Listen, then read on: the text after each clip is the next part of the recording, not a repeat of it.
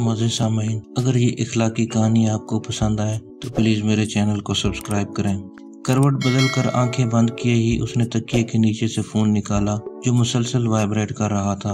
आंख खोली और फ़ोन की स्क्रीन पर ब्लिंक करता हुआ जाना पहचाना नंबर देखकर उसे कोफ्त हुई।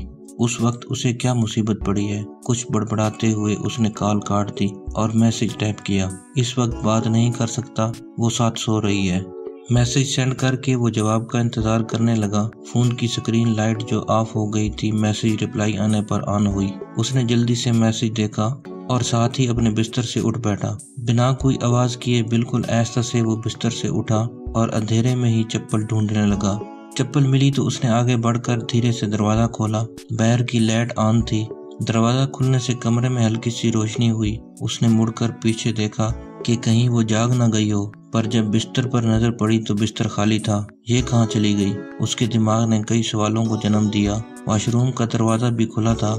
शशोपंज में मुब्तला वो किचन की तरफ गया। वहाँ की लाइट भी ऑफ थी। अगले 10 मिनट में उसने पूरा घर छान लिया, लेकिन उसका कुछ पता ना चला। आवाज देकर पुकारने से इज्तनाब किया कि कहीं साथ वाले कमरे में सोई माँ जी की आंख न खुल जाए। हैरानी एकदम से परेशानी और गुस्से में बदली। उसका फोन दोबारा वाइब्रेट करने लगा। बड़ी बेदिली से कॉल काट कर वो इधर उधर देखने लगा। सोचों में गुम माँ की बात उसके ख्यालों में गूंजी।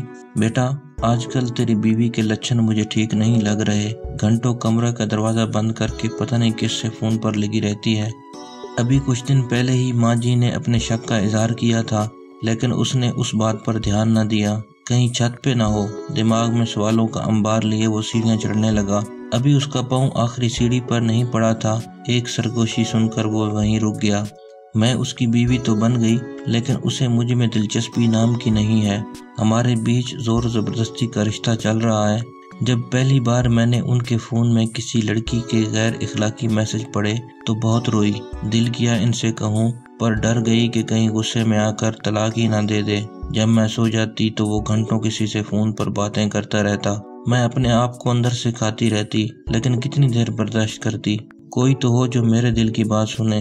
पर जब से तुम मेरी जिंदगी में आए हो तो लगता है कोई अपना है जो परवाह करता है। मैं जब भी परेशान होती हूँ तो तुम्हें याद करती हूँ। तुमसे बात करके दिल का बोझ हल्का हो जाता है।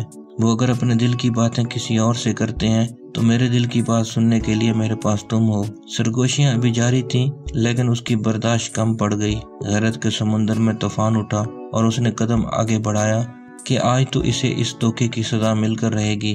इतने में उसके फोन ने फिर से वाइब्रेट करना शुरू कर दिया। सारे जज्बात एकदम ठंडे पड़ गए। एक पल के लिए जैसे सब कुछ रुक गया हो, जैसे किसी ने उसकी जबान जकड़ ली। पाँव आगे न बढ़ पाए। वो किसी शिकस्त खुर्दा इंसान की तरह वापस सीढ़ियां उतरने लगा। सरगोशियां अभी भी कानों में पड़ती रहीं, जो कलेजा छलनी कर रही थीं। अपना फोन पावर ऑफ करके वो बिस्तर पर लेट गया। आज तो आरामदेह बिस्तर पे भी कांटे चुभ रहे थे। जिस गुनाह का मर्तकब वो खुद था, कैसे किसी और को उसकी सजा देता? अगर कोई सजावार था तो वो खुद था। कभी कभी हम इस बात से अनजान होते हैं कि हमारी की हुई छोटी सी एक गलती कैसे भयानक तूफान का पेश खैमा बनती है। मज़े सामीन, अगर आपको ये इखलाकी कहानी अच्छी लगी हो तो मेरे चैनल को सब्सक्राइब करें और मेरी वीडियोस को लाइक करें। बहुत शुक्रिया।